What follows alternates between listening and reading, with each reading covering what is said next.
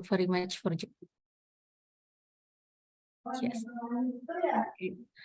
So, alhamdulillahirabbil alamin wassalatu wassalamu ala asyrafil anbiya'i wal mursalin wa ala alihi washabihi ajmain amma ba'du.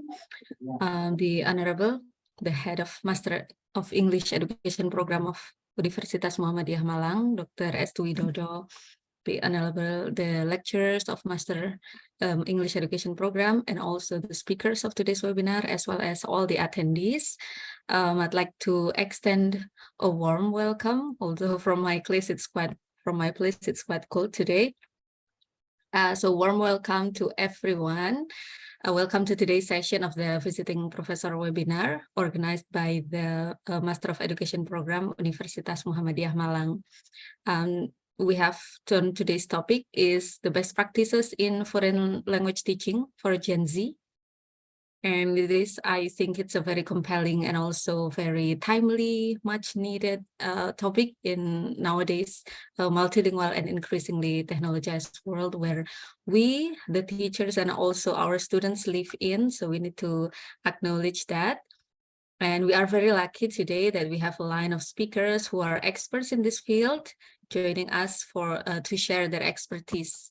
We have Dr. Ria Arista Asi, Dr. Arjulayana, and also Dr. Misdi.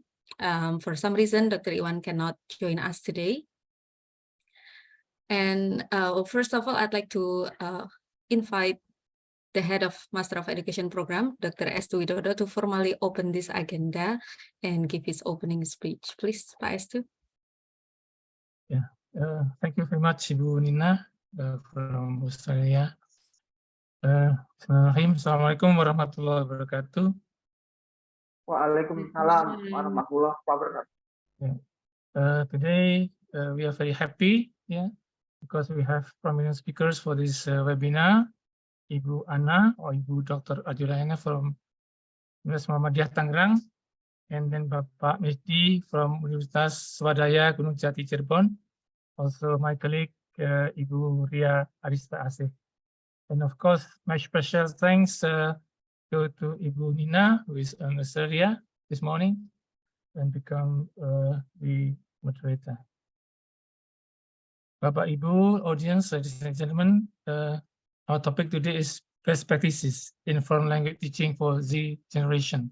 The topic stems from the fact that Gen Zers who have been with us in various activities were born in a world of peak technological innovation, where various information was easily and immediately accessible. And we, the teachers, not from Gen Zers, not from also Generation Alpha, but we are from older generation. That's why with an abundance of information at the fingertips of Gen Zers, they are able to broaden their knowledge easily and quickly. And they are also very proactive in the learning in the classroom. Also, Gen Zers are still growing up, and they become independent thinkers, and they expect that everything is equitable, And then after that, also we have also Generation Alpha. It is the newest generation, born after 2010. And the environment is nothing like what was the previous generation. That's why the upbringing, the teaching learning come with interesting challenges for us, the teachers, lecturers. We, us, the millennials, we were born into relatively undigitized world. That's why we are facing new challenges, growing challenges in front of our students, Generation Gen Zers, also students of Generation Alpha. Thank you very much for your coming, for your attending this webinar. Have a lovely webinar. Thank you. Assalamualaikum warahmatullahi wabarakatuh. Waalaikumsalam. Assalamualaikum warahmatullahi wabarakatuh. Thank you very much, Pak Estu, for the opening. Okay, so Bapak Ibu, I think without further ado, we will start the first session by Bu Arjulayana. Yeah, but let me remind you that during the session, please mute your speakers. You can ask questions during presentation, but strictly via chat room. Okay, so we have Q&A session at the end of the session. By then, I will read your question and we can discuss. Otherwise, you can also keep your question until then and ask directly during the Q&A session. Bu Arjulayana, whenever you are ready, you can share your screen. So our first speaker, ladies and gentlemen, is Dr. Arjulayana. She is scholar from Universitas Muhammadiyah Tangerang, and she's going to present about adapting multiliteracy pedagogy in speaking class. So if that's one of your interests, well, even if that's not one of your interests, I'm sure you're going to find a lot of insights there. Whenever you are ready, Bu Ana. Thank you, Bu Nina. Allow me to share my PPT, everyone.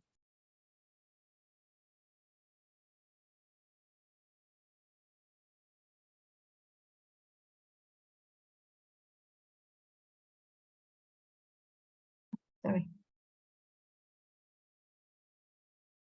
It seems like something happened.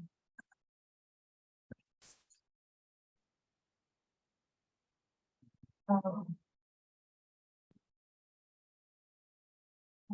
Yeah. Wait for a minute. I can help. I have your poster. Is it that same poster? Yeah, but actually I have tried to make something different in the morning. So, okay. Is it visible?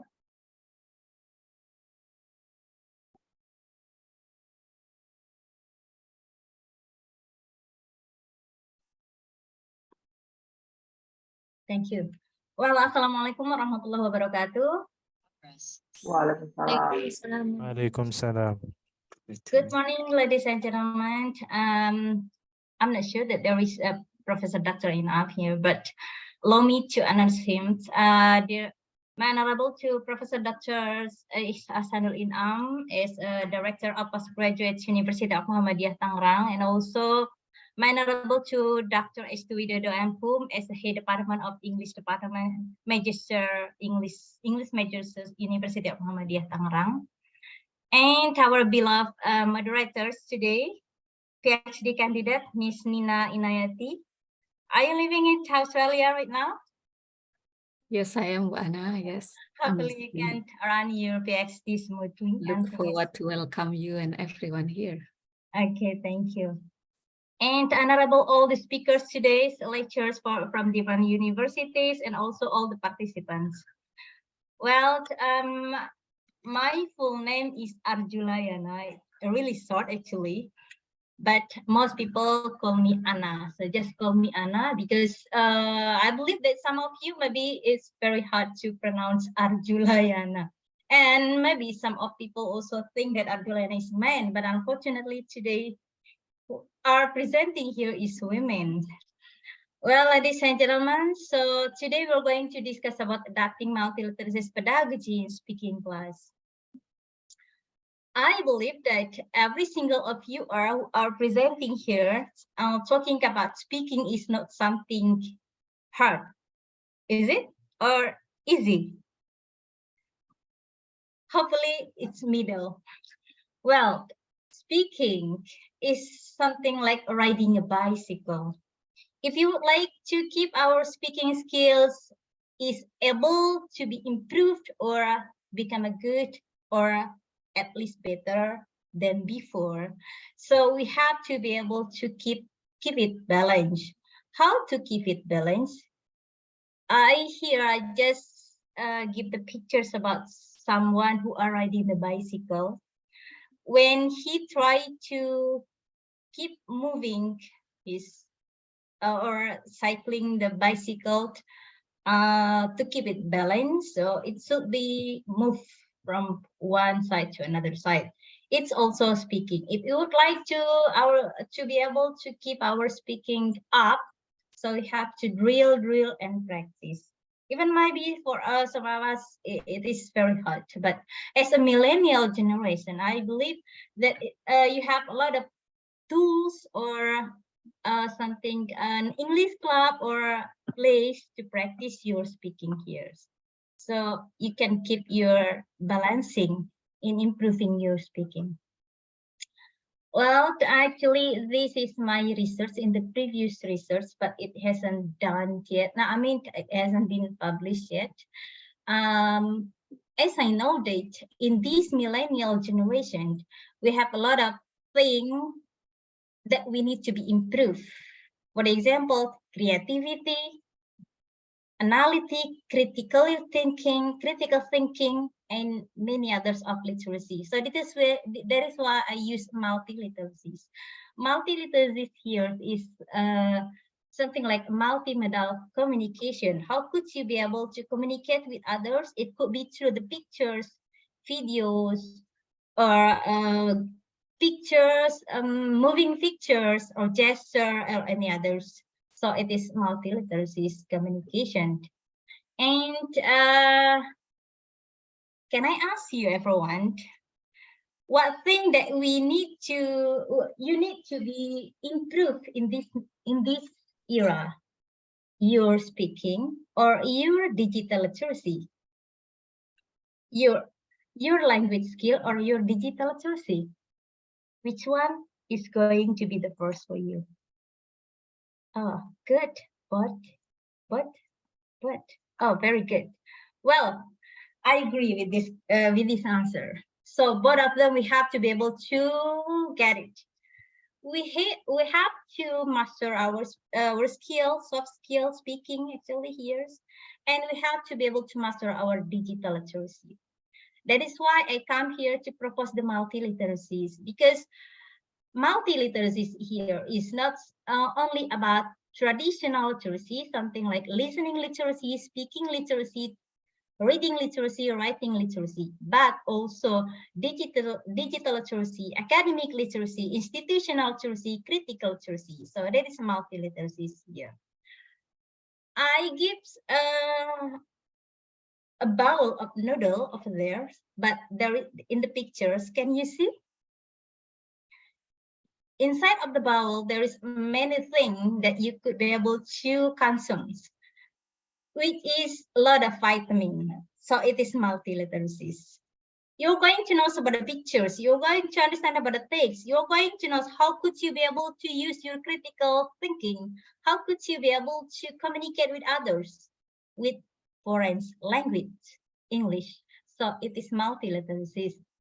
And then in this moment, we try to focus on 4 kinds of multi-literacies. Actually, I call TIA, traditional literacy, institutional literacies, academic literacies, and the last is critical literacies.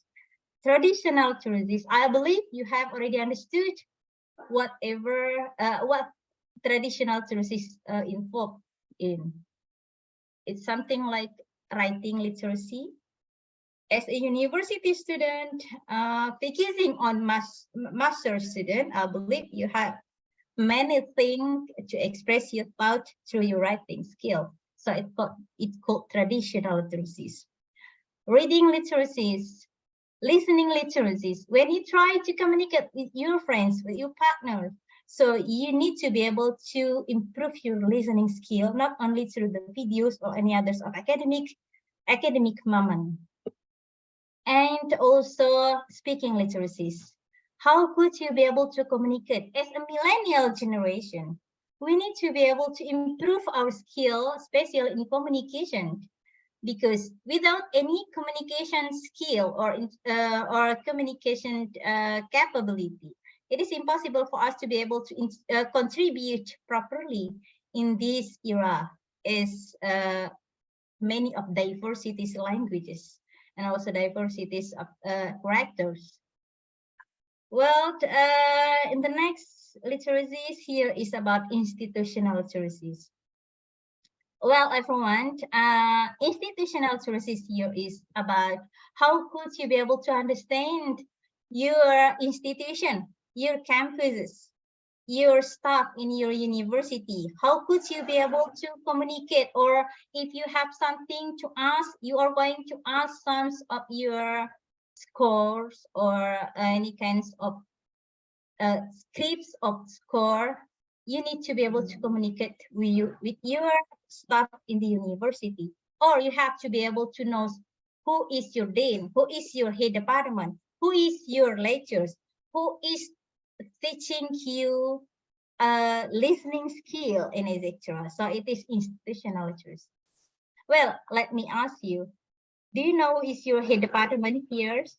If you are a English major from University of Malang, do you know your headmaster?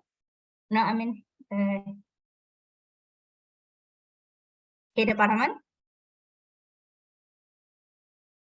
If you don't know your head department's name, means your institutional literacy needs to be improved. If you don't know your lecturer's name, so means you need to be able to improve your institutional literacies. So you need to improve institutional literacy. Every single person who are communicate with you in that university, who are able to contribute to your knowledge in that institution. So it is your institutional literacy. And the next is about academic literacies. What is academic literacies? Academic literacies for university students, it is not something new because they have knows about the past. How could you be able to finish your assignment? How could you be able to know the knowledge or schedule of your lesson today, and how you be able to write something expressing your ideas, your argument. So it is academic literacies, knowing your situation, metadata, meta knowledge, and etc. And the last is about critical literacies. In this era, critical literacies is very advocated for us because we need to be able to be a potential person which is able to think and having a good pattern of thinking, understand about something clearly, able to evaluate, able to create something, producing, and also able to communication well. So it is critical thinking. That is why in this moment, I believe that through to be able to improve our multiliteracies, we try to use ebook creators. I call ebook creators is our medias here, because through the ebook creators, students are able to record themselves, and then after that they could be able to upload their assignment, and then after that they would like to make that kind of a video become something useful, they could be able to become an ISBN.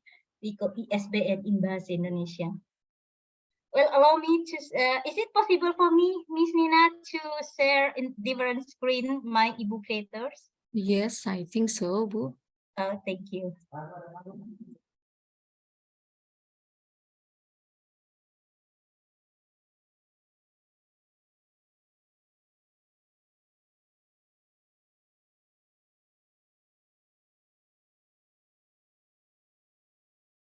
Well, everyone, so this is my students' assignment at the moment. And then we try to use ebook creator, and then this book is, I try to open one of the books.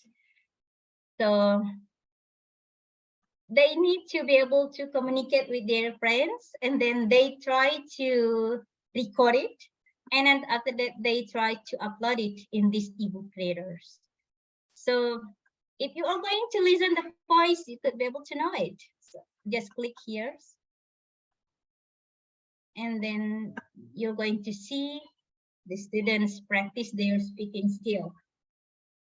Can you hear it? Thank you. So this, they try to practice their speaking skill. or a conversation actually online. And also they are able to present themselves when they have to present their family tree. So they could draw their family tree and without any uploading in YouTube. And so this is the first semester. Well, so this I called ebook creators, everyone. That is, and I believe that if you would like to improve our, adding our skill through the documentation in these ebook creators, as a lecturers or teachers, we can use these ebook creators and then requires our students to be able to upload in these ebook creators what they are going to do or every single day assignment, and then after that we can evaluate, revise some of their assignment. And if you would like to requires that because into ISBN, yeah, we can require ISBN. Actually, two of my book I have already proposed the ISBN, and it has already done. So I really suggest these ebook creators to be able to use for us in our classroom, especially in English classroom, because it is not only for speaking class, but also it is very proposed for writing skill.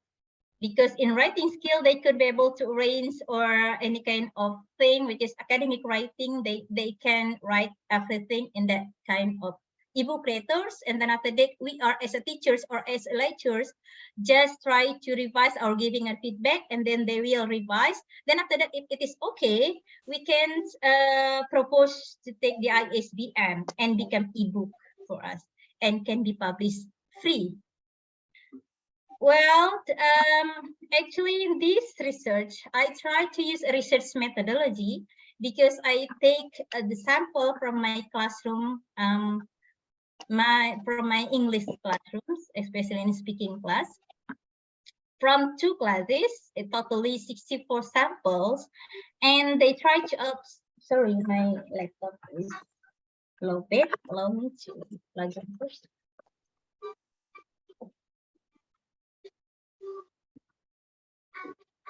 Well, so they try to uploading the videos, and then I try to analyze the videos, and then doing the observation also.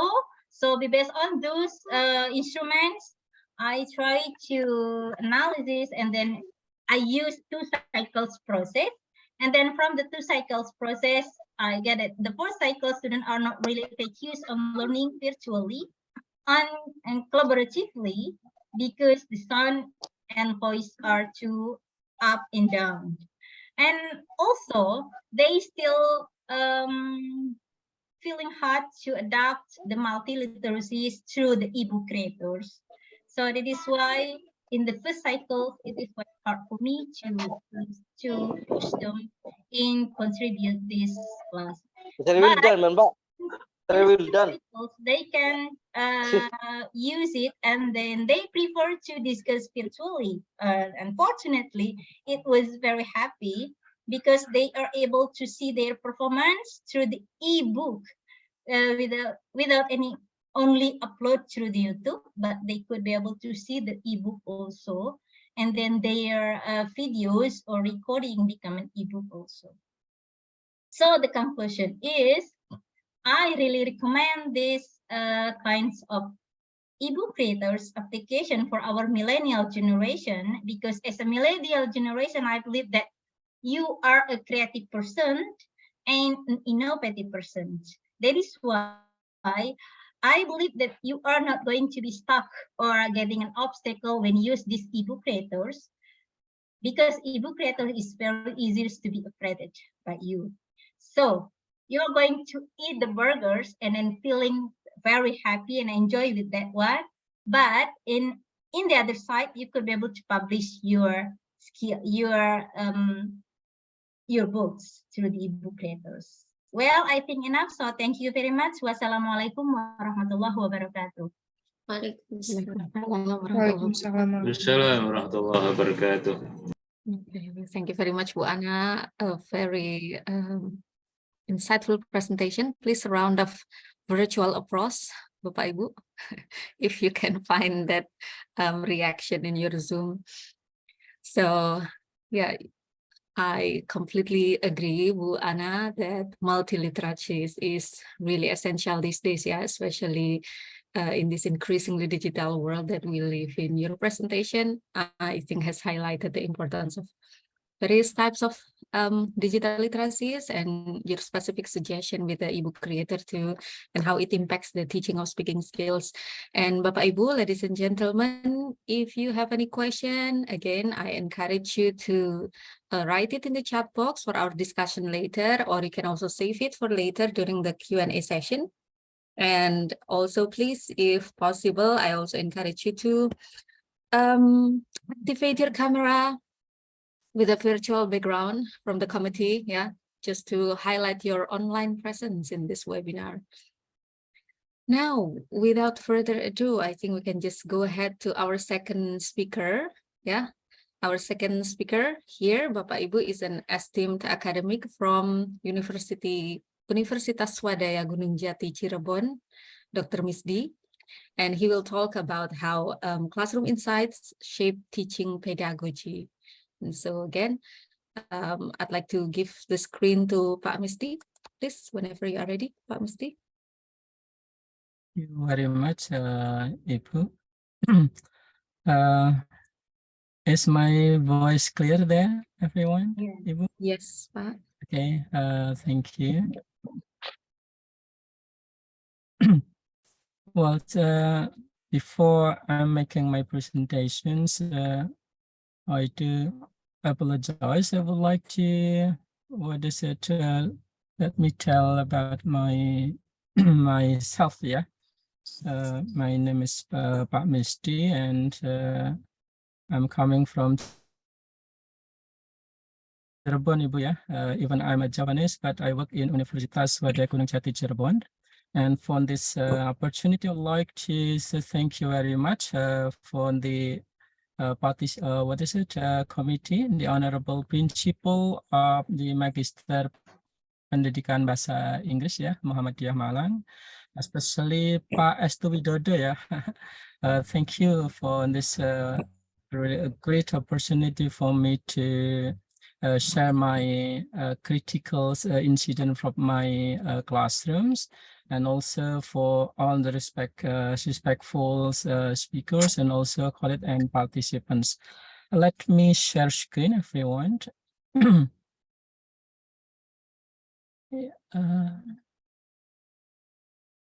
I have around 10 minutes, ya, Ibu, ya. No, Bapak, actually, you have about 20 to 30 minutes because Pak Iwan cannot. Okay, thank you.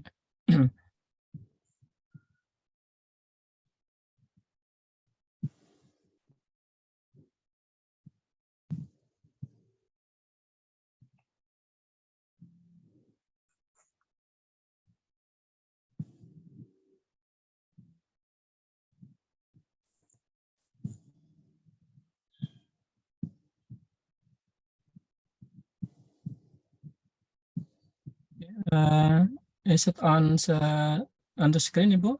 Screen? Yes, Pak, we can see the slide. Yes. Okay. Thank you, everyone. Good mornings.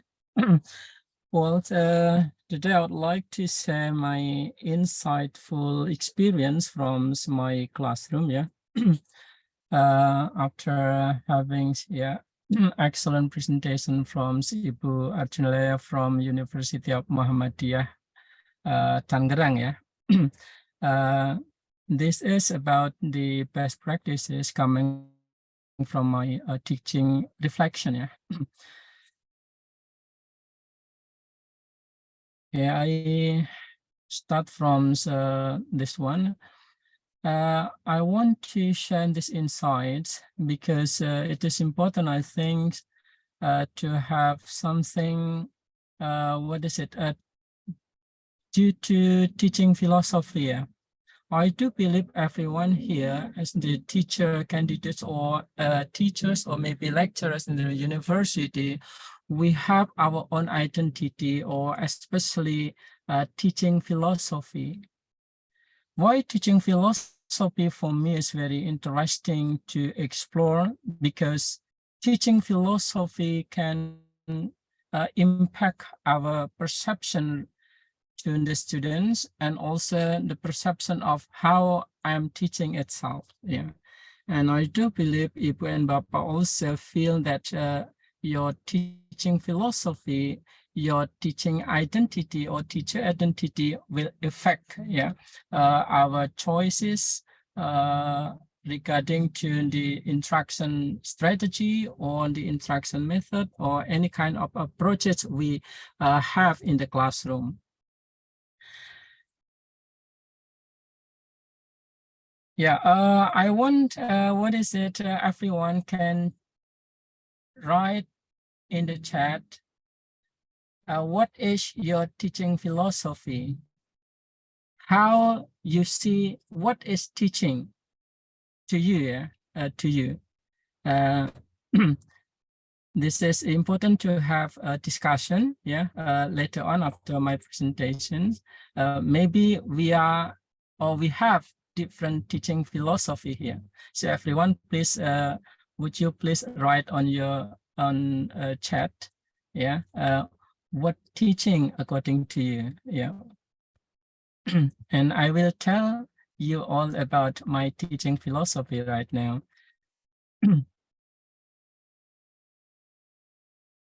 Or something.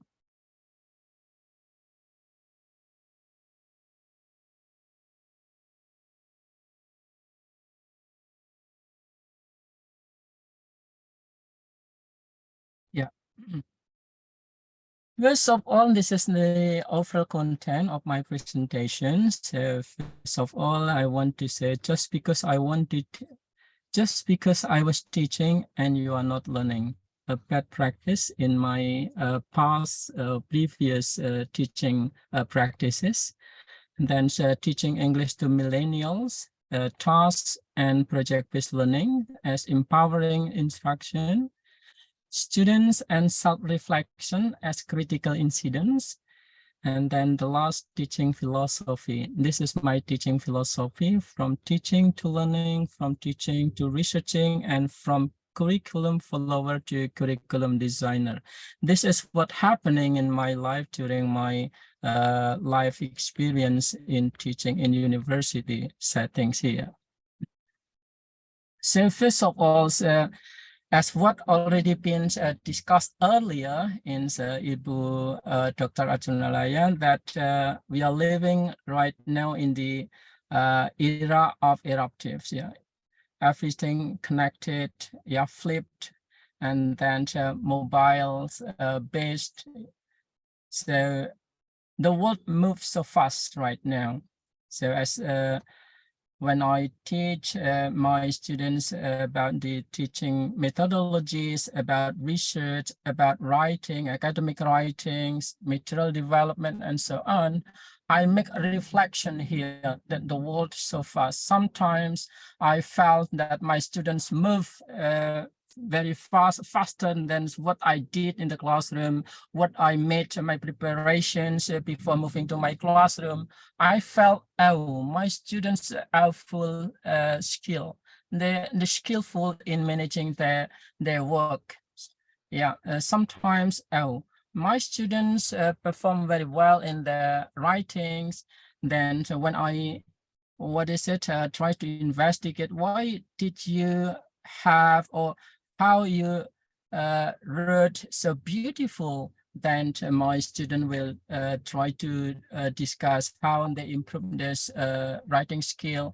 And then when I ask them how you can, productive enough in your speakings, and then they said many things. But overall, what they do in their experience while learning with me in the classrooms, they taught me that they have a close experience with their mobile facilities, with the Internet of Things. They also always consult with the Internet and the Googling and then what is it? Uploading something like what the experience in the classroom. What is Ibu Dr. Adulala and that previously discussed.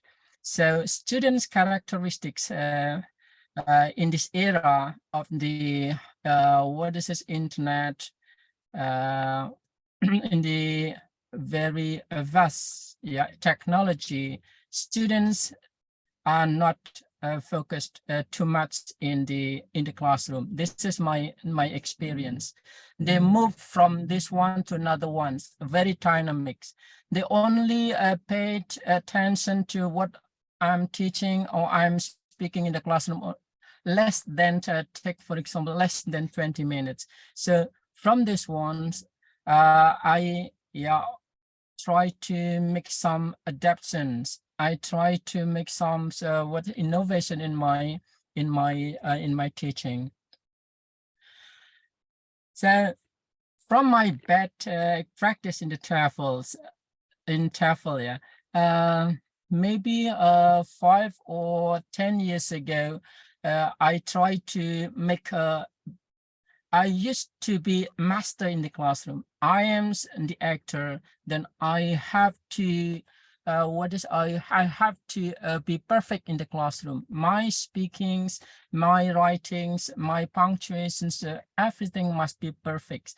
So I try to perform very well in the classrooms, but then I realized when I was teaching that my students are not really learning. From the evaluations I have, that the students think, but your English is quite good. How you learn your English, but I realized that they have a bad image of their own. They have under pressure in learning. So negative impact I experienced from my teaching. When I felt my speaking become better and better at the time, but then I felt my students had little space. They have what is in simple speakings, they tend to be powerless in the classroom. They have to listen what I'm speaking about. They have to answer what I'm questioning about. They have to think, they have to discuss what I'm going to instruct them, what they are going to do with my instruction. So something make my students desperate at the times. So from the situations, then I realize teaching English to millennials is not as what I did before, because millennials has they have their own world. They always close with their gadgets. They always close with their Googling. They always work with the internet, and they have their own group in learning. So from this, from these reflections, I try to make some innovations. From my classroom notes, I make some different strategy in my teachings. Then I sometimes I interviewed some students. I learned from them how they can make autonomous writing tool. I learned from them how they can publish a blog. Then I learned from them. So shifting from teaching to listening to make reflection, and then finally collaboration with my students. So here, then I propose recently, like in last 5 years, I try to focus on tasks and project-based learning, as well as problem-based learning. So every time I have a class, in the beginning of my class, I try to negotiate to them how to publish a task or project as the final project of my classroom. In writing, for example, I negotiated to them, what about we published a book chapter? How if we publish an article? How we publish an essay, and so on, so that in my teaching during my classroom, both midterm tests and also final tests, everything become project-based or become tasks. So this is a hope that by doing this task and project-based learning, they learn, they have their own experiences that later on, even right now it's not perfect, but I do believe later on in their life, in the future, because they are going to become teachers and also as businessmen or presenters and supervisors, they build their capacity to be a public speaker. They have they built their high motivation to be confident enough for speaking English, to make argument, and so on. So here I make some adaptations that teaching is not always I am in the classroom and then I teach them how to do this one, how to do that one. But when I am in the classroom, I feel and I try to perform as a facilitator and also as a collaborator. So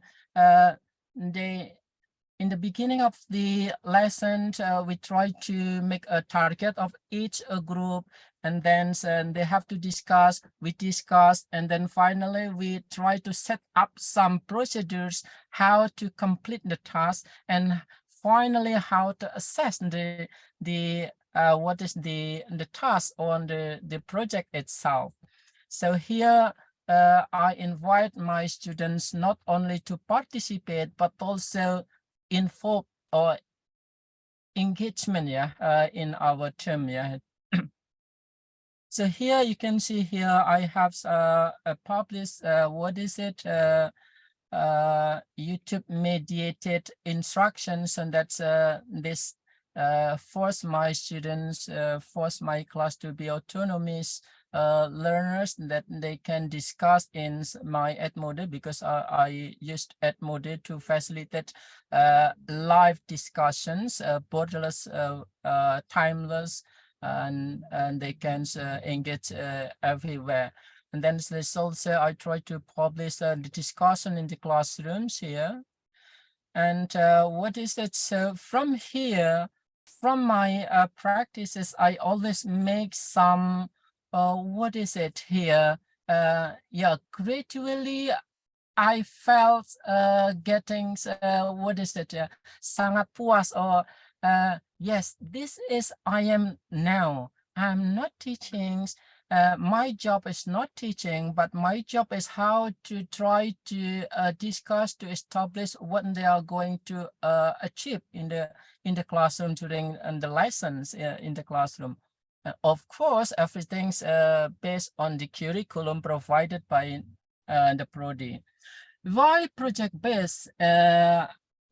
Why project-based is so impressive for me to teaching English to millennials, because project-based and task-based provide exact strategy for empowering my students. In this case, as the students are empowering, meaning that I am as the the empowered teachers, I found a task and project-based so empowering. Students have freedoms. Students have many options to choose or to complete their tasks. They have some options, not forced by I as their teacher, but they have their own targets. They have their own destiny that what about if we want to create this one? Okay, that is good, but how to do it? Let's try to discuss something like that. And then authentic, task, authentic, all material used in this task and project based, of course, authentic, because the activities are real, happening in their context, happening with their needs, happenings relating to the ages that they are living now in their era. And then, of course, by employing the authentic material here, the activity becomes meaningful. This is what I felt. Students engage or actively, giving, asking, commenting, and even rejecting my proposal, but that is okay.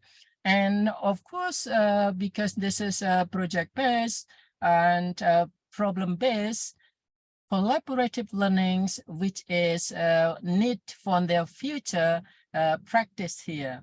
So, of course, to assess this impact of collaborative learning is not now, but later on when they pursue their graduate and getting a job or having business or running their own business. And self-directed learning, of course, because learnings, they tend to use mobile assisted language learnings. They always consult or enjoy YouTube related to the topic discussed in the classrooms, and then they use clouding when they share their they show their project, they show their final decision regarding the problem based the task provided in the classroom. So this is self-directed learning. So in short, task-based learning, project-based learning, as well as problem-based learnings come to these 5 cores of learnings paradigm: empowering, authentic, meaningful, collaborative, and finally self-directed learnings.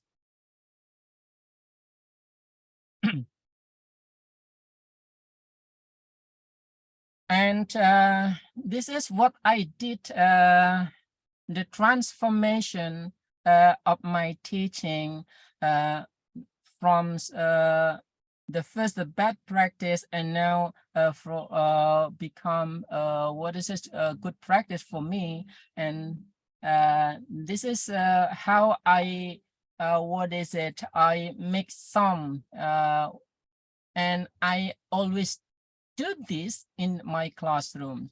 So every time I have new new lessons in the beginning of the semester, I first of all I give them, or I always keep pretest to my students. I usually ask them to write 50 to 100 words of their perception about the subject learning and in this semester, each semester.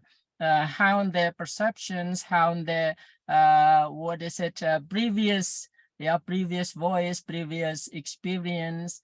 And then during the teaching, I always observe. Sometimes I take some photos, sometimes I took self photos or selfie, and then sometimes I ask them to take we took photos together, picture together, and sometimes we have to make a recording. And I used to to make some field notes. Field notes. I make some reflection. What today I'm going with my student, for example, someone or a student make a very good performance in writing. When I asked them, they did something like this or something like this one. So my teaching always full of classroom notes. So from these ones, later on, I used for my research data.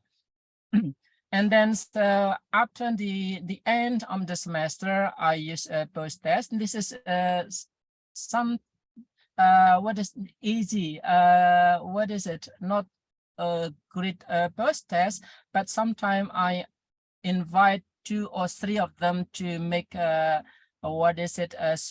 speaking reflection in the classroom, so that this is as my basis of my assessment, whether or not my evaluation positive toward myself, and how they perceive my teaching during the semester. And from this ones, what I discussed with my colleagues in the campus, I have so huge data. I have a big data relating to my classroom. Reflection from my pre-test and post-test data. I make analysis, and I make a better planning for my next session of the semester. And the reflection here, I make a paper, a paper, and I wrote some papers here that all data like this one's Google Doc as means of collaborative writing in teaching teacher education. This reflection paper has been published in Taylor and Francis Routledge. And then this is also another work, FLOC, FLOC for universities, EFL speaking. This is also published in the international conference, another. And Alhamdulillah, this semester, one of my paper soon getting published in the reputable international reference journal. So this is what I do when I'm teaching in the classroom. So students and my self-reflections, I use them as critical incidents to make self-evaluations, to make a self-evaluation. So finally, this is what the outcome of my reflection of the my teaching teaching's reflection data. So now I'm moving from teaching to learning. So learnings in the classroom, every time I come to my classroom, I have to learn something new from my students. Students should have something new experience from their discussion in the classroom. From teaching to researching, that's by doing small investigation and then sharing in public audience, what my reflection will come to broader audience, and I will have some comment from the audience, meaning I can make a better performance, better teaching in the classrooms. And finally, now I felt I'm not a curriculum follower, but I have to be a curriculum designer to my classroom myself. So I have to be actor in the classroom. How to improve in terms of material, in terms of strategy, and so on. So this is my teaching philosophy. Because I'm teaching, but you are not learning, and this is not anymore. And teaching as researching, because by doing research, I can understand better. I can make a better understanding about my class myself. Okay, thank you very much for this session. This is the end of my presentation, and now let's see in the chat. Is there any questions or? Thank you. we have here. Pak Misdi, Yes. I believe you have response about the teaching philosophy in the chat, but I think you have also one question, but I think we will respond to the question later after, during the Q&A. But you can have some response to the teaching philosophy in the chats if you want. We have 1 minute. Oh, yes. Oh, yeah. Thank you. Take, for example, Pak Sandi, Pak Sandi or Mas Sandi, teaching is a way to help the student accomplish their needs. This is a very great, I think so. So, Pak Sandi, Pak Sandi, what is this? The mission of Pak Sandi always to help how to make the student dream come true, Pak Sandi. Pak Sandi, can you make or tell us one way in this case, or one what is one example here what you did in the classroom, Pak Sandi?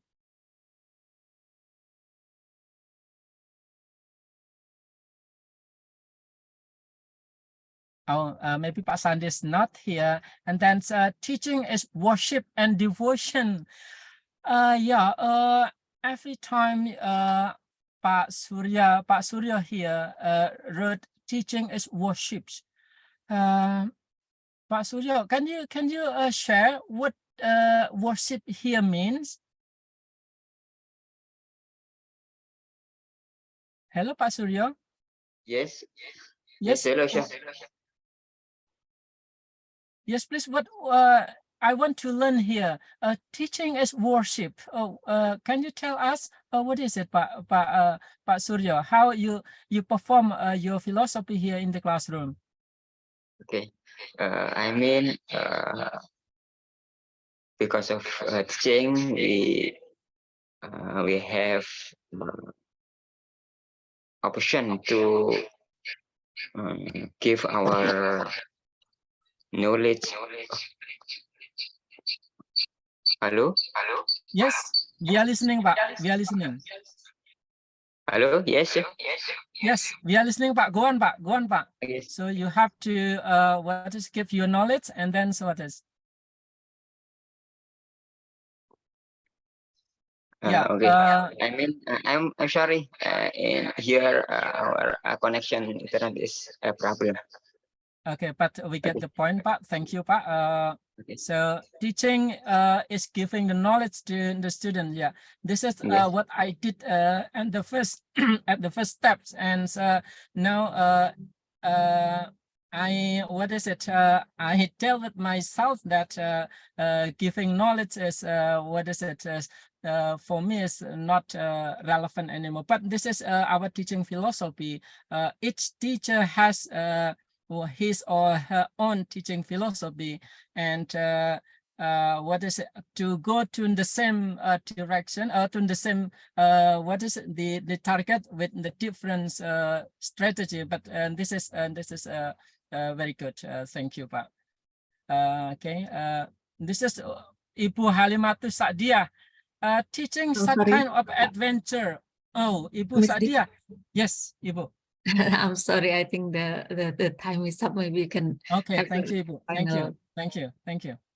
Final Okay, thank you very much for all audience and great participations, and I'm very happy today. Thank you, Ibu.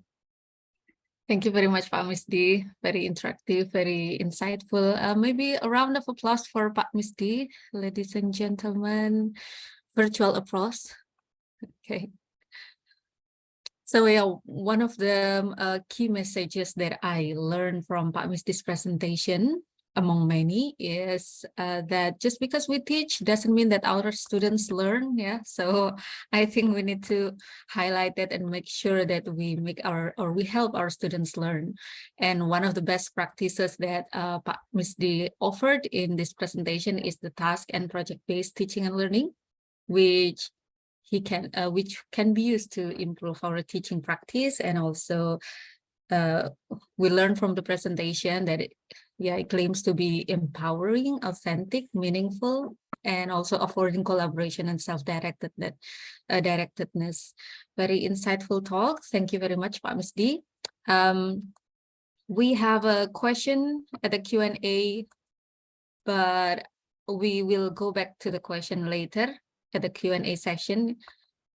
And I believe it is time for our third speaker. But again, everyone, yeah, if you have a question, please write it in the Q&A, or you can also save it for later. During the Q&A, you can also ask directly, but you can write down, or it doesn't have to be a question too. It can also be comments or invitation to collaborate, like Pak Musdi has modeled earlier too. While doing that, let's also get ourselves ready for our next speaker. Our next speaker is a renowned academic from our beloved UMM, okay, a favorite lecturer among many students and also a favorite colleague of mine too. Dr. Ria Arista Asih, yeah, she's going to present about teaching EFL across generation. And I guess without further ado, let us welcome Bu Ria Arista. Please, the screen is yours, Ibu Ria. Thank you very much, Bu Nina. Let me share my screen. Okay, Bismillahirrahmanirrahim. Assalamualaikum warahmatullahi wabarakatuh. Waalaikumsalam warahmatullahi wabarakatuh. Right, thank you very much, Bu Nina, and especially Pak Estu as the chair of the Master of English Language Education in UMM for giving me the opportunity to share. I see some of the familiar faces, my students from pedagogy, so thank you for joining us. And also Bu Rinjani, far away from Adelaide. And Bu Nina, thank you for moderating this event live from New South Wales. I'm so proud that today we almost reached 200 participants. So I hope that we can amplify the big message about teaching English teaching EFL across generations. So as the last speaker, I guess, today, so it's time for me to give the wrap up.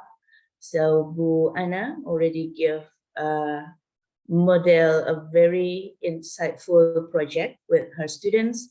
And also Pak Musdi, thank you so much for sharing about the teaching philosophy to all of us. While I'm here, I'm trying to cover all of the generations of teaching EFL, especially because English is not the first language in Indonesia. It is second or even foreign to many. And to those who need to learn English is not only millennials, I guess. So I try to cover all of the generations because I see that the atmosphere, even people older than us, especially younger than us, all of them wants to learn English in this era.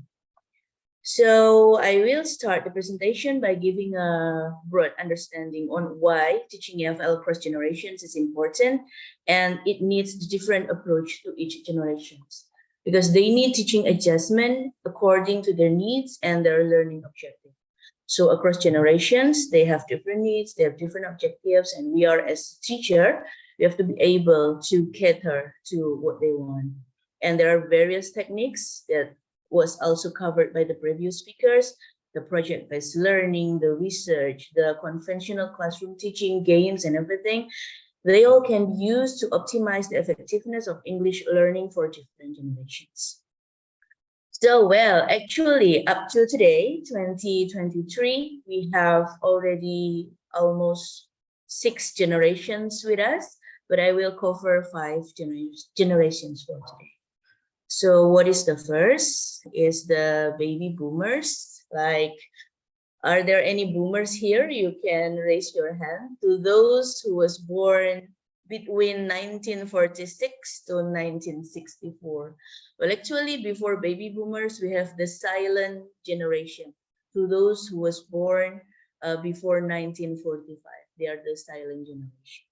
So before we learn to teach how to teach boomers in EFL, because old people now needs English too.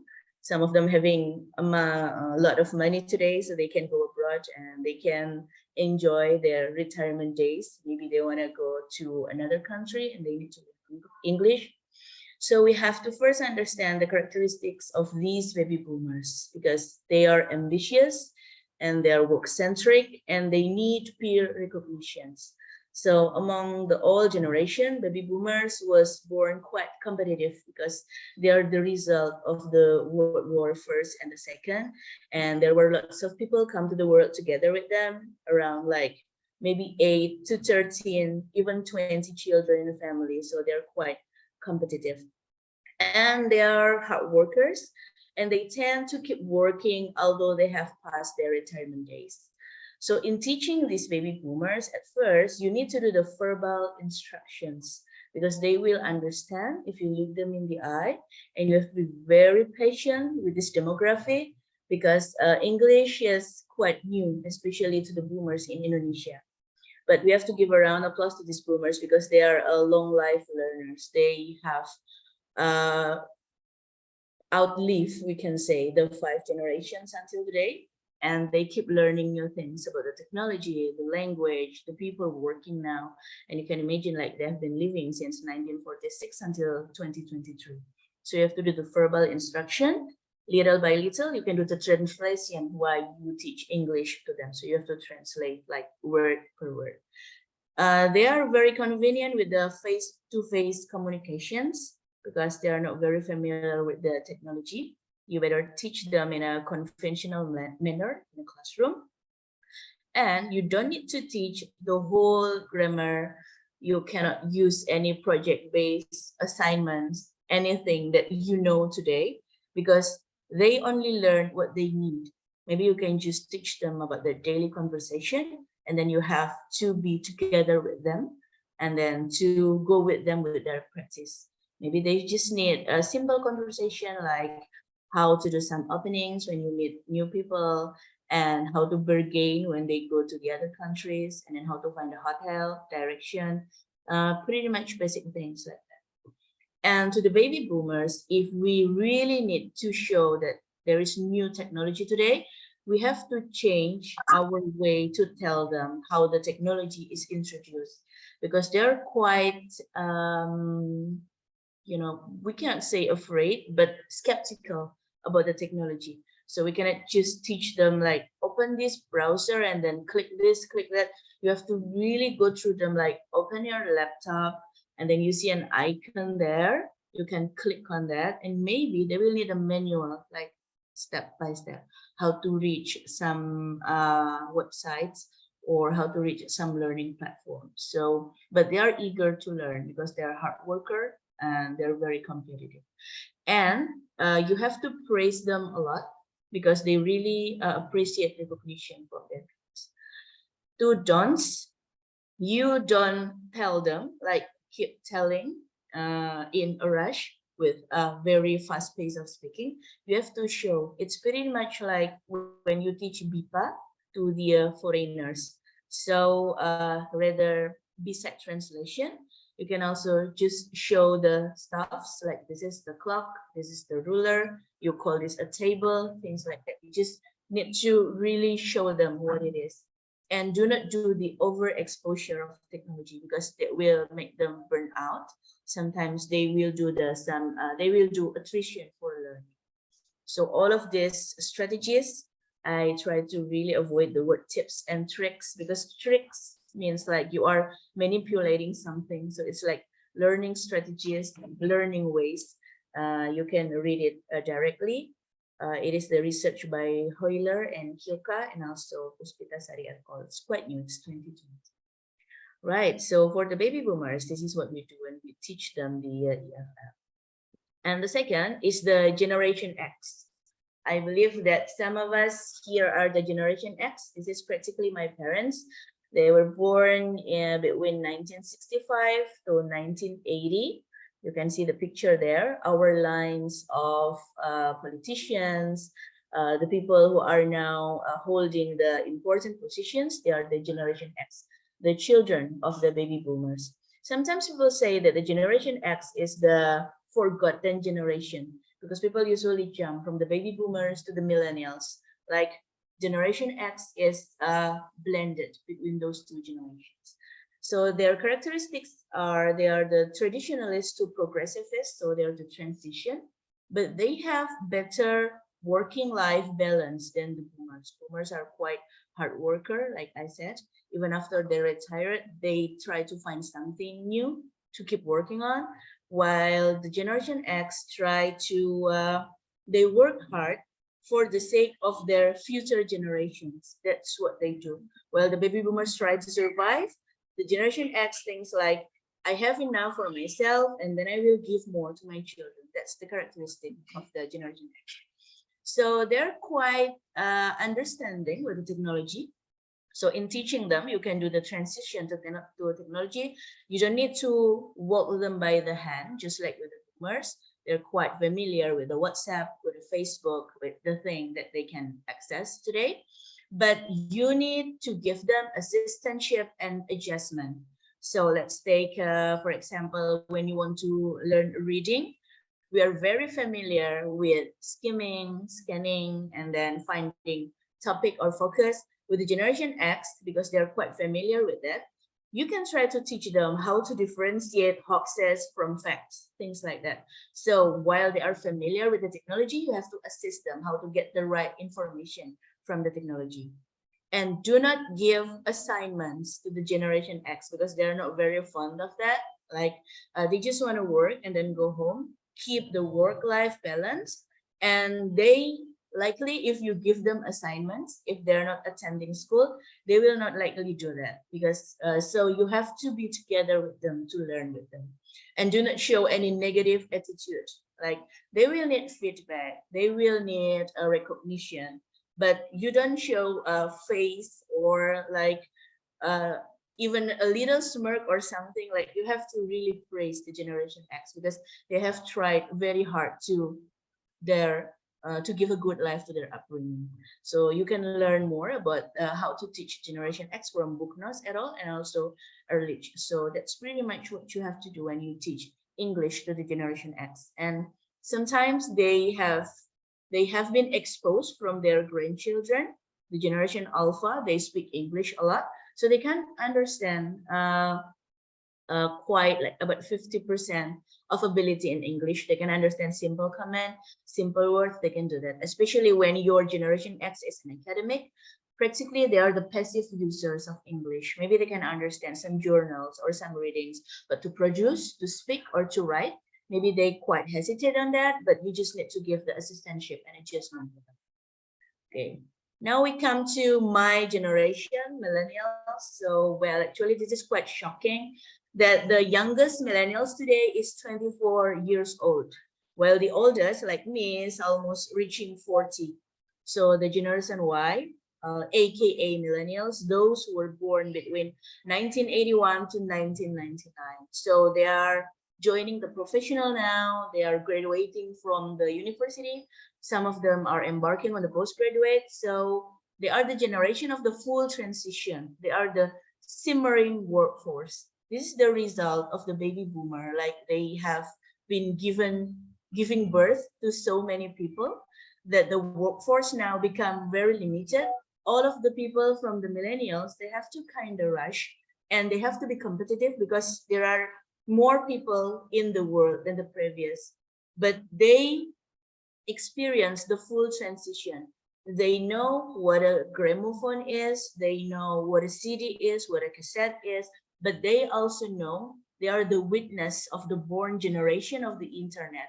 They are familiar with the APROM and the www and etc. But now they are also familiar with TikTok and everything. So it's the full transition with the millennials. So in teaching them, you can just teach them the English for professional purposes because the millennials is the first generation, especially in Indonesia. Most of them have learned English since they're in the primary school. So that's quite long, about 15 to 20 years. So they have quite the basic of English. So if you want to teach them, this is used for the professional purposes, the specific purposes.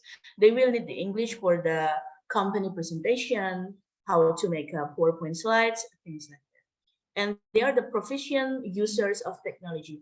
There are digital immigrants, but they're quite tech savvy. So you can go easier with the millennials rather than the previous generation. But here, since they are the simmering workforce, they are easily to get burned out. So you do not do the beside not giving the assignment, you don't ask them to do more because they just want to work and then go home and take rest. They don't even have a better work-life balance compared to the Generation X, because it is the burden by the current workforce. They have to work more on that. So you don't give them many assignments, and then you don't also burden them with many things other than they want to learn. And sometimes the millennials, because they have enough with the Xbox, with the PS, they have quite enough with that. They sometimes, most of them, if not half of them, they're not very fond of predilection and games. So it's different from the Generation Z and Generation Alpha. Sometimes they get burned out. And if the millennials do not see the objective, like, why would I learn this? Like, how would I do this? How would I integrate this in my workforce? It will be likely they don't want to learn about it. So if you want to teach millennials with the games, you have to tell them, like, through this game, at the end of the learning, we expect you to learn about, to understand about things like that.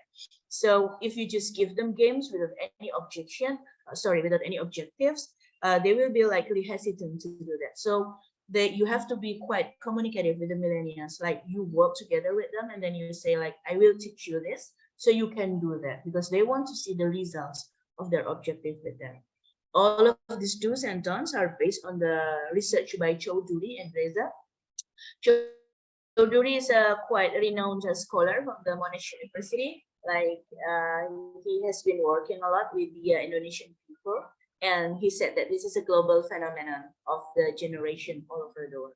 And also from the Rayleigh 2012. This is quite old because Rayleigh put the highlight of teaching millennials while we are, I say we because I'm millennials, while we are in a secondary high school or in the senior high school.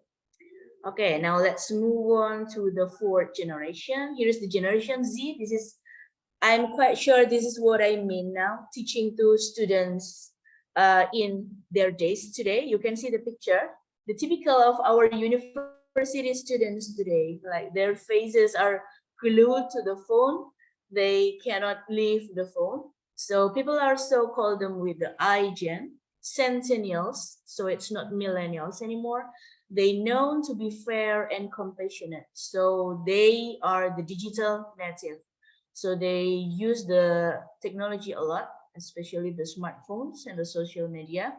They know the world like what it is presented today. So they don't know, most of them, I think, they don't know what cassette is. They don't know how the world was working before the technology was born. This is the Generation Z. It's so much different from the millennial. So with the Gen Z, you have to blend in. Let's say if you want to teach speaking, the storytelling, you can work with them on how to utilize TikTok to do the storytelling.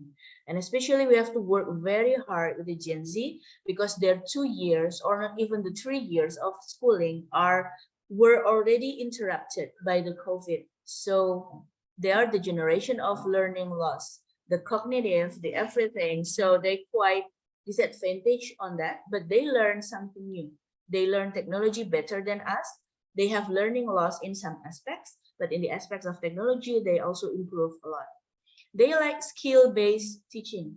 So because they were born with their own skill, with their own technology, with the things that they already have, they like it to be utilized. So if you force the new approach to Gen Z, they will likely resent it. Like, I'm not familiar with this. I don't know how to learn with this. So can you please transition how the way you teach to the way I learn? So that's what we do in teaching Gen Z. They like skill-based teaching.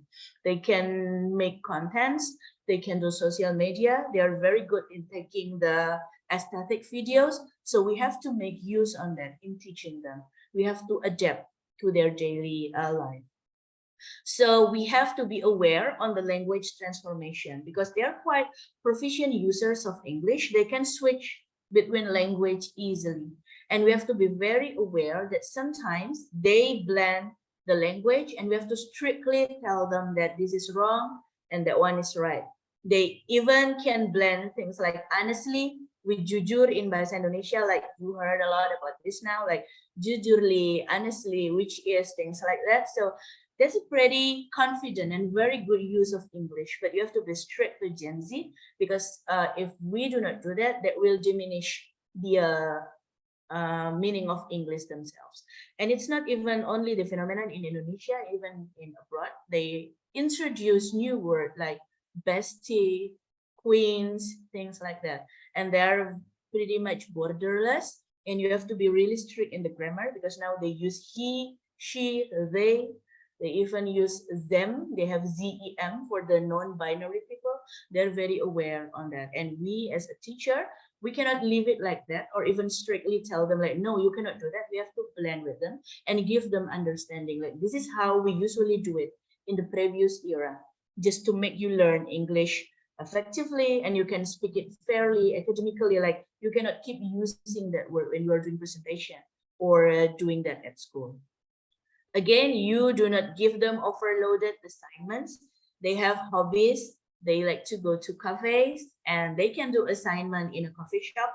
So if it is overloaded, they will stay there all night. You just, once again, just blend with them. They like to do TikTok, they like to do Instagram, and then you have to give assignment related to them.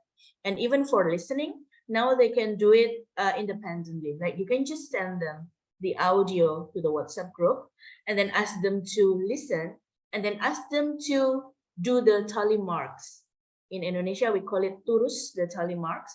And then you can just ask them to just listen to the audio as many as you like.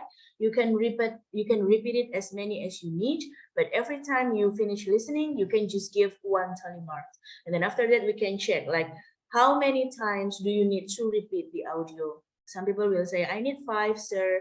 I need 6, ma'am. Oh, I need 10 times, miss, because it's Indian accent and everything. So you have to acknowledge their difference. And then you can say like, oh, that's normal to repeat for about 5 times or 6 times. And after that, you can just listen together in the classroom. So the way that we use in teaching English for the millennials and even for the Generation X, that's not working anymore for the Generation Z. You can just communicate everything to their LinkedIn, to their WhatsApp, and they can do it independently with the self-regulated learning. And then you have to ask them to track their own development, their own progress, and then have it checked together with the class. And then they do not like what is called the course book base. So everything that it's course book, because they have lots of information from the internet today, all of the things on the book, if it is outdated, they will not get it. Like that's why if we teach them the conventional grammar using that big traditional grammar book, so they don't really get it. So you can just pick what they need and then adjust it to their world today. So you cannot teach Gen Z with the course book base.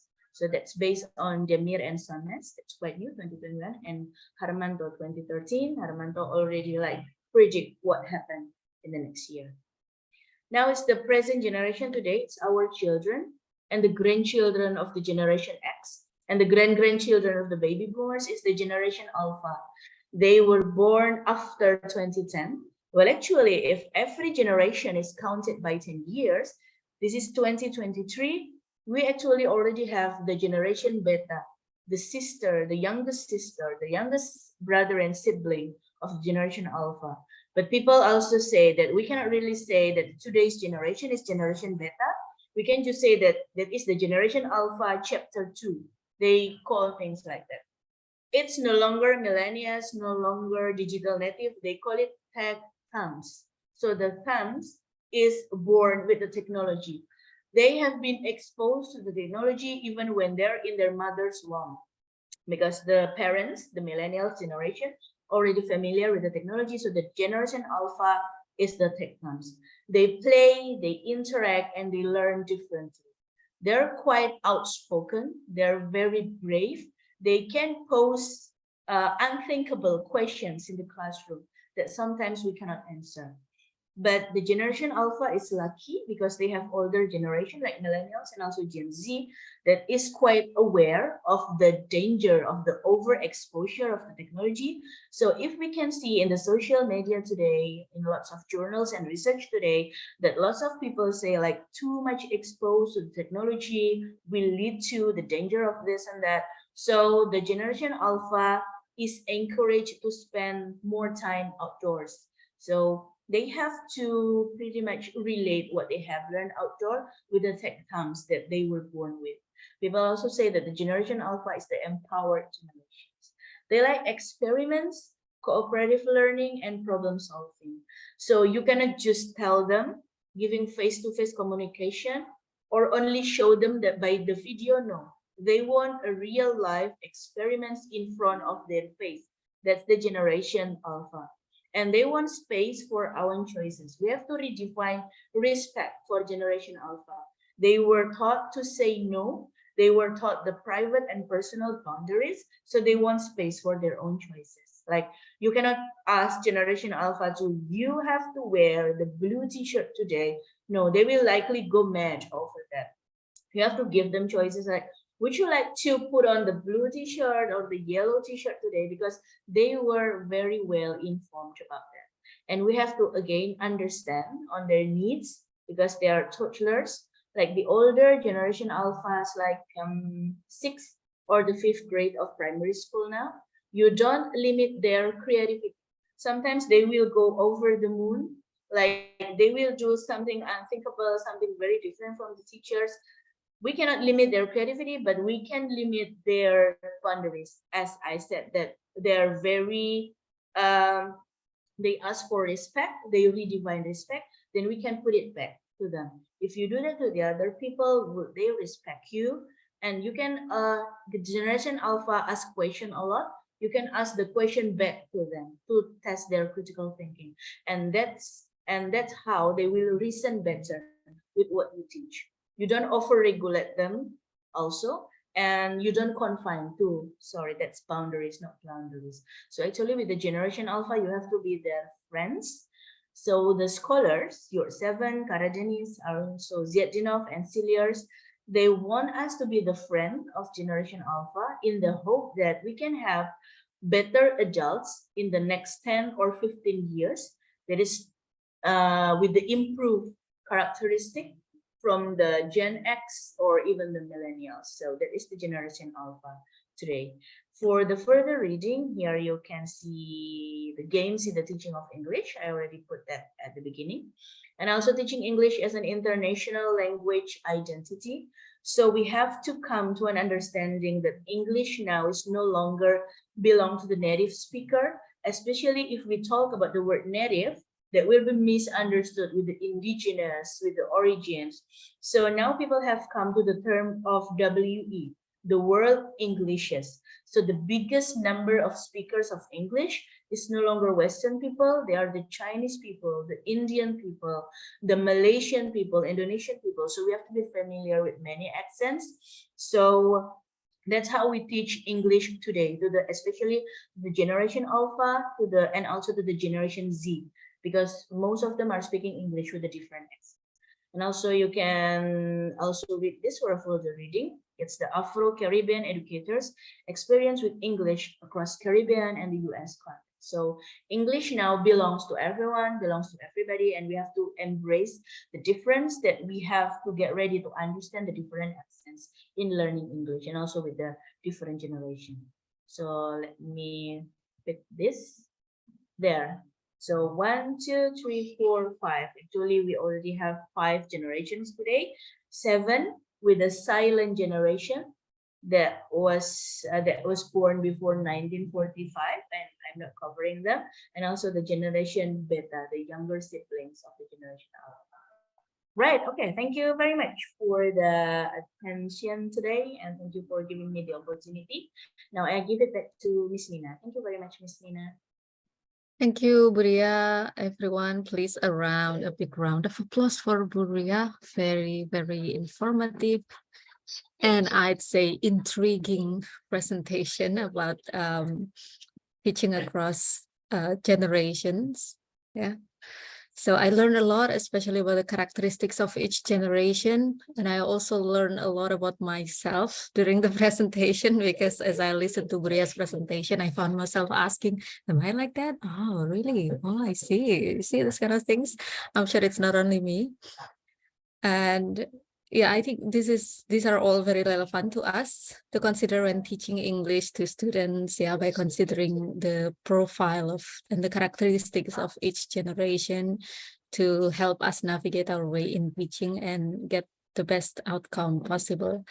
So Bapak Ibu, again, a big round of applause for Buria and also for all the presenters, Pak Misdi and also Bu Ana. Okay, virtual applause.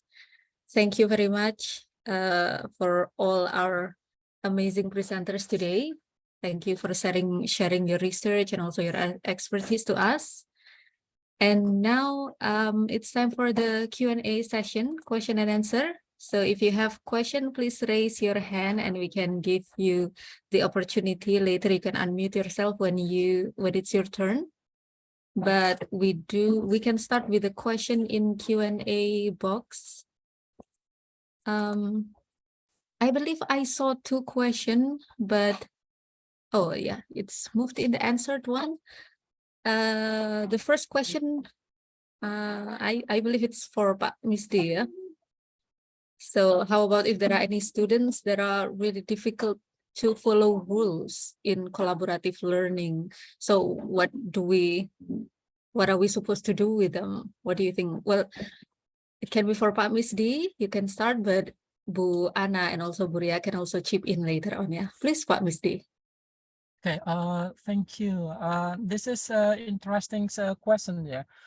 Sometimes I experience with this such students who are difficult to start for making a collaborative a task, but what is this?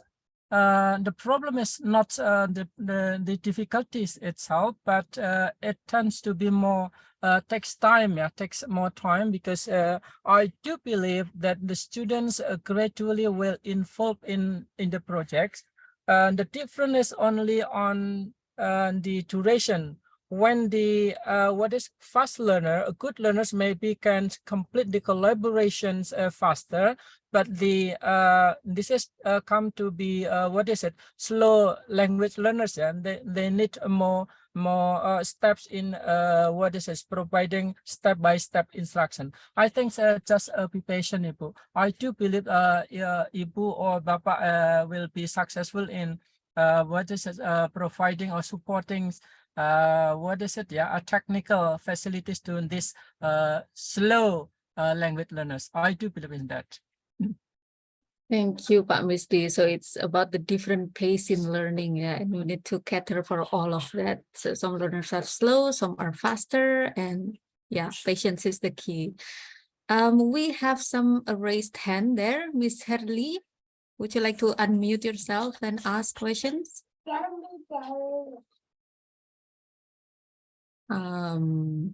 Miss Herli?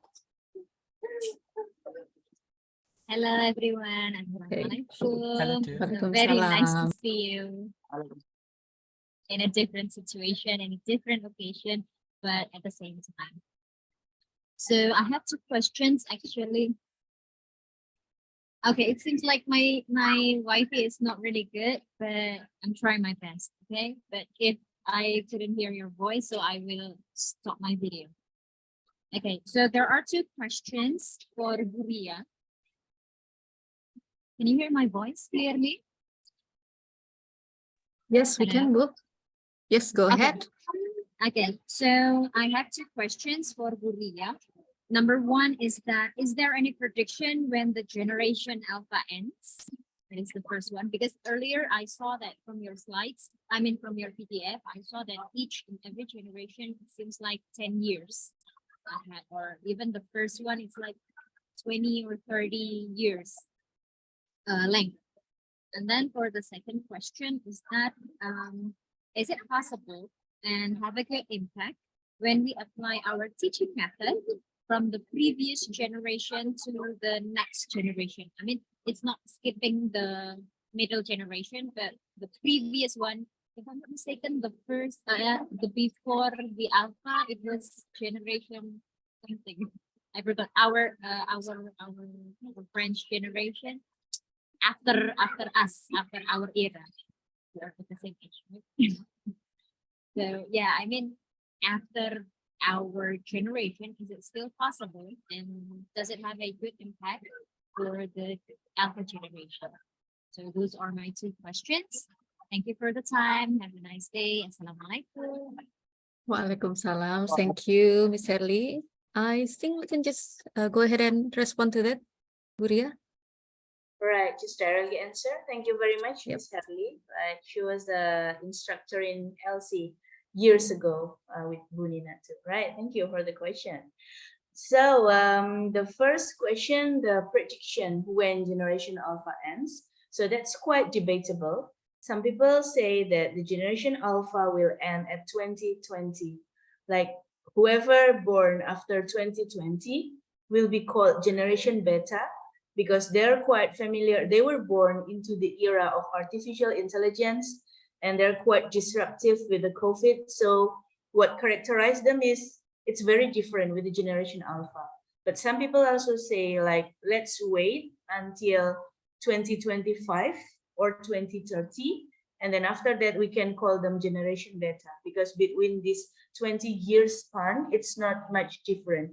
And they were raised by the same generation, the millennials and a little bit generation Z, maybe, if they get married or have children earlier. So that's the prediction that is quite debatable. And for the transferring of methodology from across different generation, yes, that will be possible. What we have to be mindful about is the learning objective itself. So let's say we used to teach the generation Y, the millennial, with the Betty Azar book, if you remember, but that won't work for the generation Z. But we have to keep teaching the basic grammar, the basic formula, like why do and does become likes, things like that. But the approach must be different. In generation Z, you do the flipped classroom. You give them the problem first, you give them the example first, after they understand, and then you get to the book. Like, okay, now you get the understanding. Do you know that actually your understanding is the same with the formula that has been written like 15 years ago? They really like enforcement and also trust. If they are trust, like, yes, your understanding is the same with the book, they will really like it. And once they listen to you, they will keep listening to you. With the Gen Z and Gen A, you have to start from the bottom. It will be the bottom-up approach. You will start from the creativity, from the practice, from the example. After that, you can go to the book. While to the baby boomers, to the generation X and Y, you can start with a top-down approach. The book say this, then you have to do that. So, but that won't work. But actually for the generation Z, especially because they get interrupted by COVID, we have to go back to the basic teaching. I'm teaching English to the generation Z, but I have to integrate about manners, about cognitive ability, because it seems like they miss the 3 years of high school. They just graduate from a junior high school, and then they have to be homeschooled for 2 up to 3 years because of COVID. And it feels like they just jump from the junior high school into the university. Like they do not get the basic concept, like what is presentation, what is module, and how many slides do we need. So sometimes if there is some disruption like that, we have to get very flexible and teach them. And especially for the generation alpha, they cannot read the analog clock. They cannot differentiate between left and right. And if you ask them to count, they will say, can't you do that on your calculator? We have to ask them, we have to really force them to do that. Actually, that is the same for every generation like us. We cannot read the Egyptian hours either, because that belongs to before generation, but at least they have to know the basic cognitive, so their brain will be winded. They are not very dependent on the technology. I hope I answer your question, Ms. Harry. Thank you very much. Thank you very much, Buria. Okay. And we had too. So Bapak Ibu, while waiting for the next raised hands, I think we can go to the questions online here, yeah. I think the next one is still for Pak Misdi too, yeah, from Pak Lasim. Is it still relevant to say that teaching is not only transferring knowledge, but educating as well? Do you think that teaching philosophy is still relevant today, Pak Misdi? Yeah, for me, myself, when we are talking about what is it, teaching knowledge, yeah, giving knowledge to our students, I cannot justify it is relevant or not, because teaching itself embed in different situation and culture, and also environment. Take for example, if the situation of teaching is what is less border, or let's say in a very poor learning environment, then teacher central learning, or teacher teacher centered there is the only what is main sources for the student for getting involved and learning. But in in city, for example, in cities, in Cirebon, for example, we have what is it with many sources. So the only sources of teacher is not relevant anymore. And what is it, Pa? We are talking about the what is educating. I think I do agree absolutely, Pa, that educating is a must. This is as what is it? Our mission as a teacher, we have to be a part of the educators. So keep spirit, Pa, for educating for all, Pa.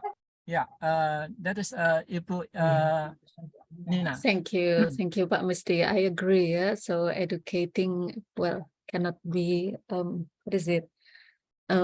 Parting from teacher. Teacher is educators, because we are not merely transferring knowledge. We extract from it, co-creating knowledge together with our students too.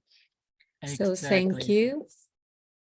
And Yeah, thank you very much, Pak Musti.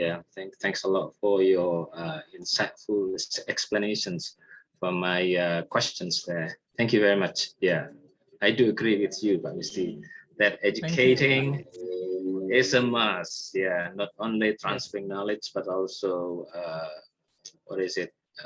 giving examples to learners, especially when teaching them characters, for example. It is unavoidable. Yeah, what we may think today should be relevant to our characters, also to the learners. Yeah, thanks a lot, Pak. Thank you, Bunina. Thank you, Pak Lasim. All right, so I cannot see any raised hand. We have one question from the chat, but please, Bapak Ibu, we still have time for question if you want to unmute yourself. The next question from the chat is from Sandy. Yeah, so Sandy here asks, I think this is for Buria, for anyone. Bu Ana, Pak Musti can also answer. The question is regarding to the teaching of Gen Z.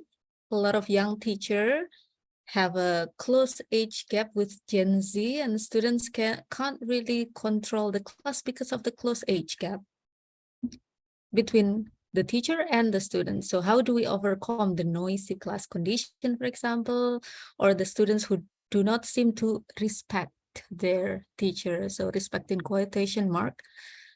Thank you. That's all the question. Buria? Right, thank you very much, Bunina. I hope Miss D and Bu Ana can also answer this too. Well, actually, Mas Sandy, what I have in mind is this problem is not experienced by the Gen Z teachers only.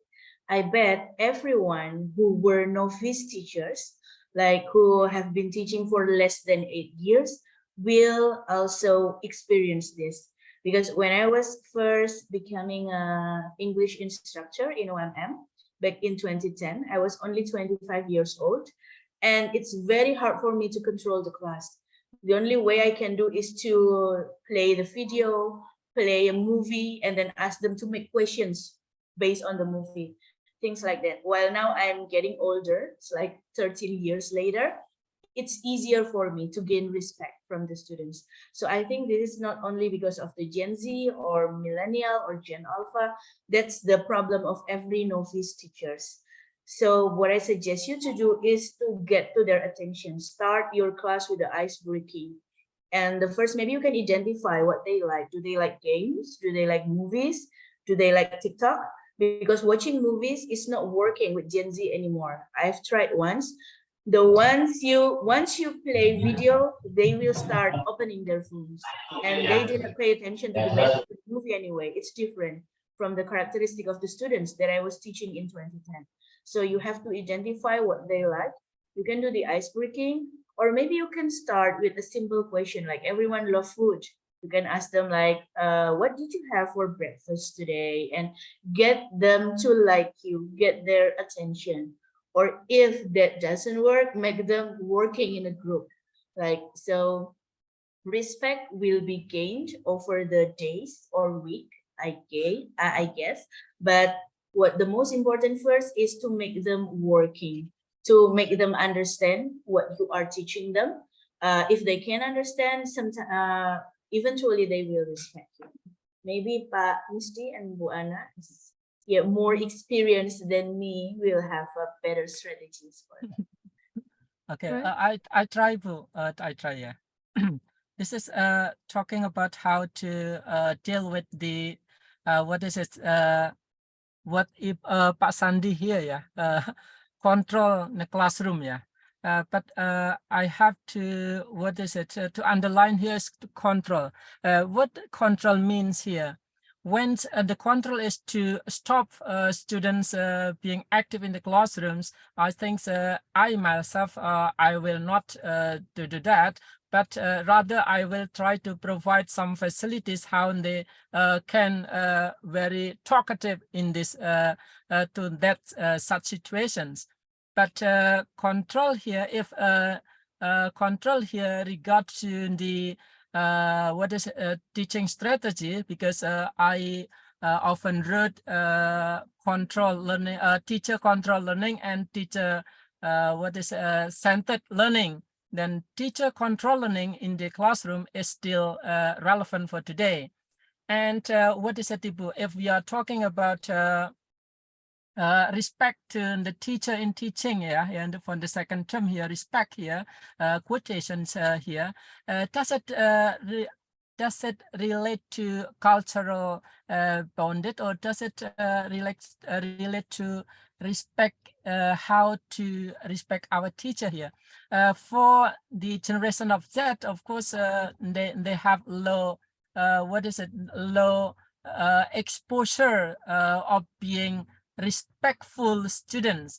So here again, how we behave in the classroom as an educator, again, like the debated later, discussed earlier, that becoming educator, we have to educate our students how to behave according to our faith, Islam, and also how to respect other people in the society or according to the norm. And how to do that, of course, we have to provide them tasks and project which is, of course, directly relate to the situation they face in the society. This will be a fruitful experience how to overcome the situation which is not for some certain teachers, uncomfortable with the students' action in the classroom. That is what my tips, Ibu Nina. Thank you very much, Pak Misty. Bu Ana, do you have any addition? Well, I will try to share my ideas or my experience here. Actually, the problem is, it's not only about the control class, but for me, when I have to teach employment class, our age is almost same, or maybe my student is older than me. So it is not about a control class in this era, I think. As the 21st century skill, we have 4C that we have to implement in our classrooms, even it is in English class or in general education class. something like communication, and if it is very nice, means it is a process of teaching and learning are running well, right? So it is noisy, it's okay. And then doing a collaboration. So when we have to do the collaboration, mean we need a voice, we need sound. How could we be able to control our students while they have to send or deliver their ideas or their argument here, especially in speaking class, I think. And doing a critical thinking. It is the 21st century skill also. So they have to be able to criticize everything. And when they are presenting their critical accuracy, it could be while discussing or presenting something. And then creativity. They have to be creative. And also as a teacher, we have to be creative. If we see that our classroom is very noisy, just think that it is a process of teaching and learning. Don't blame that actually the class is very noisy, but take the positive impact or positive vibes here that it is the class is running well. And ask our students to be creative with their noises. Maybe they could be able to design something or present something in the classroom. So I think that's so. Noisy in the classroom is not something negative, but it is the process of teaching and learning and represent that actually the class is running well. That's all I think. Thank you. Thank you. Thank you very much, Bu Ana. So again, I think as teachers, being flexible and also being open-minded is really important too. Yeah, noise is not a big no-no in our class, because what matters the most is that does our students learn? And if they learn by being noisy and then they're being productive there, then it's okay. That's the point, I guess. Yeah. I think there's one more question in the chat, no raised hand. So yeah, one or two more. I'm going to read from Dania. Here the question is about teaching EFL, teaching strategy and technology. Well, talking about teaching EFL, teaching strategy and also technology, all of it will run well if teachers and students have the same vibe or the same willingness to learn. But what if the students, what if only the students try to give the material? What if only the teachers try to give material, I think, yeah, and the students do not really want to learn. And also there's a low level of technology use, because Dania here is from Manokwari, West Papua. Any comments about this? I think it boils down to motivation, yeah. Low motivation from the students, and maybe also increasing effectiveness from the teachers too in a low technology situation. Any comments on this, Bapak Ibu? Okay, I try to share the experience, Ibu. Yep. This is coming from friends of Papua. Yeah. Hello, Papua, Manokwari. Ya. A good day there. Selamat pagi semua, sehat selalu, Pak. This is talking about the low facilities in learning. Yeah, I do believe as teachers, we aware of what we call it as realia.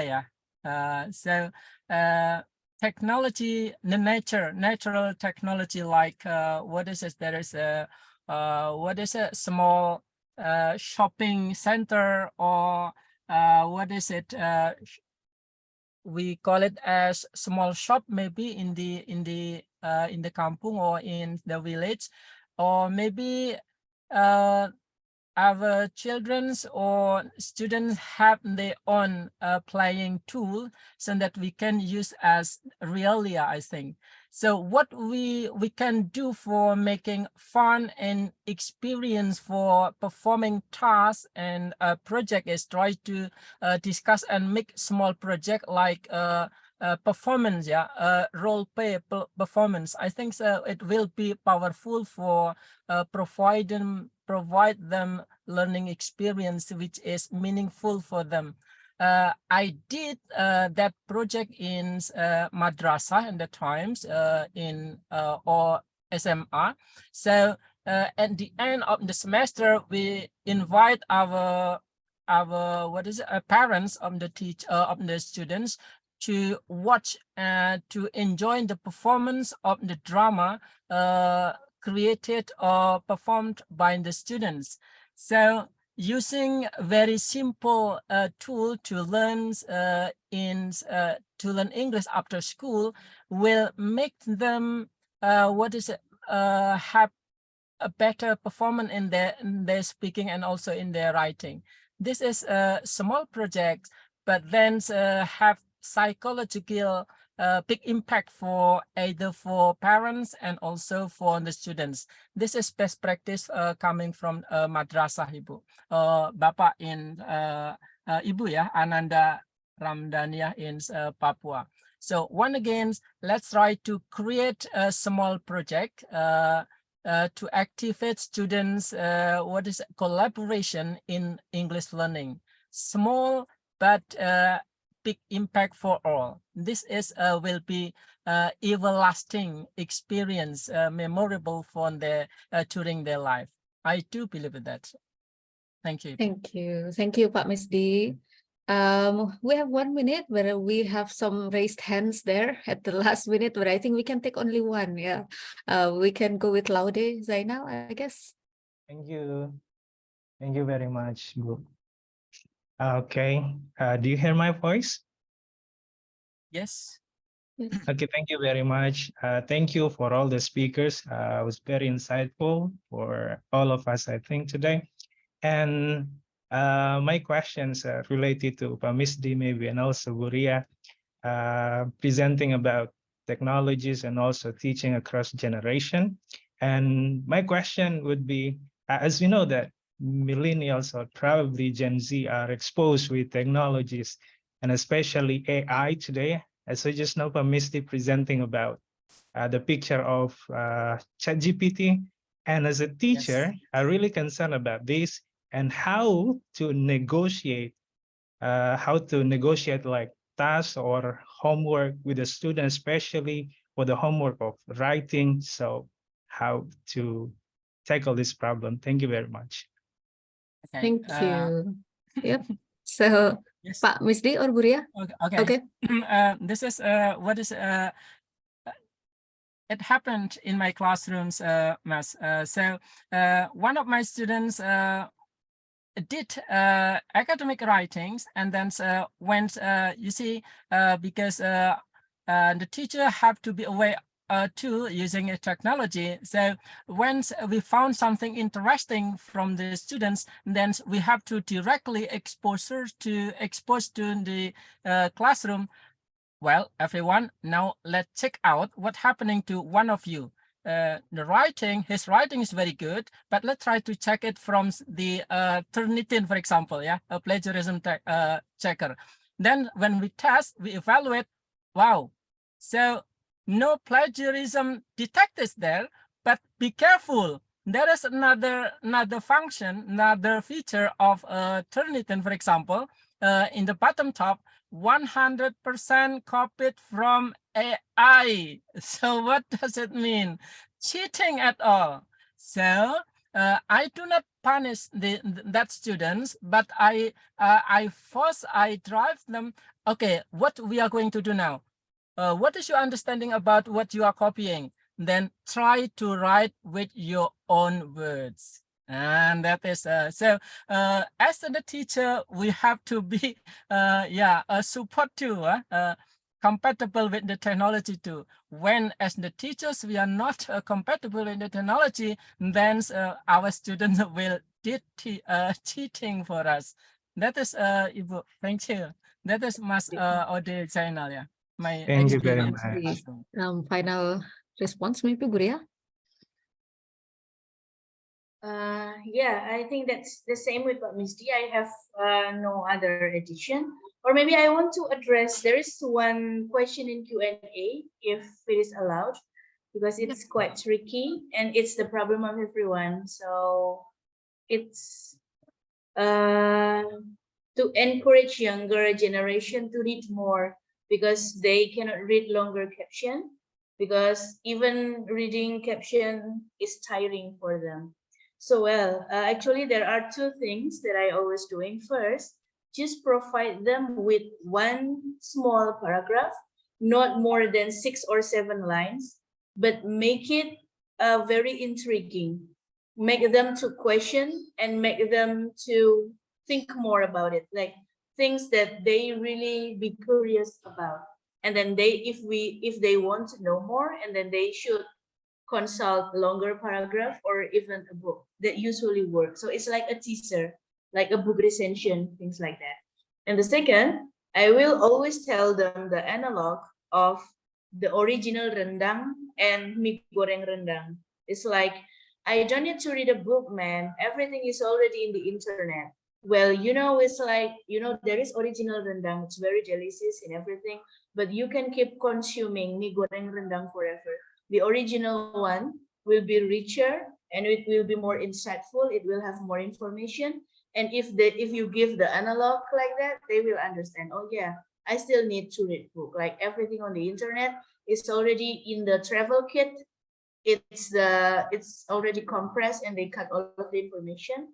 And you can learn about small things, a teaser from the internet, from the small paragraph. But at the end, you still need to read a book. And that's it. Maybe that's what we can do.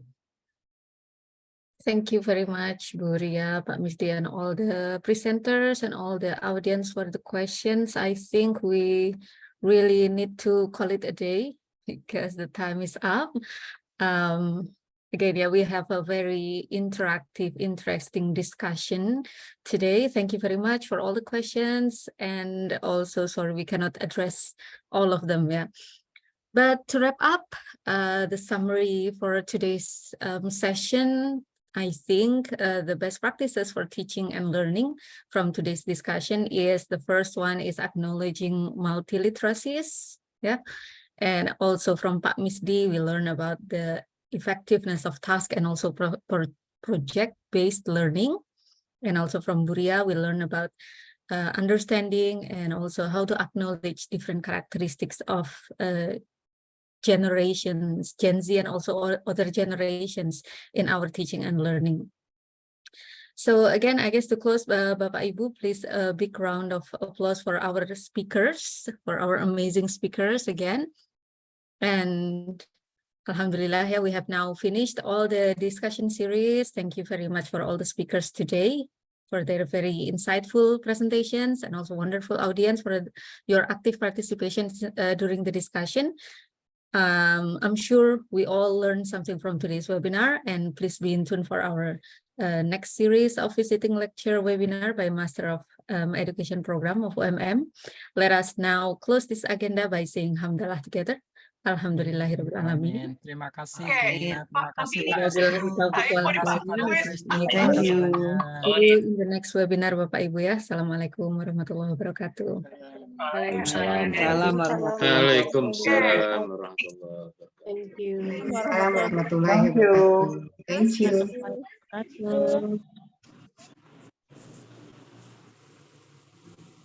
Izin keluar ya.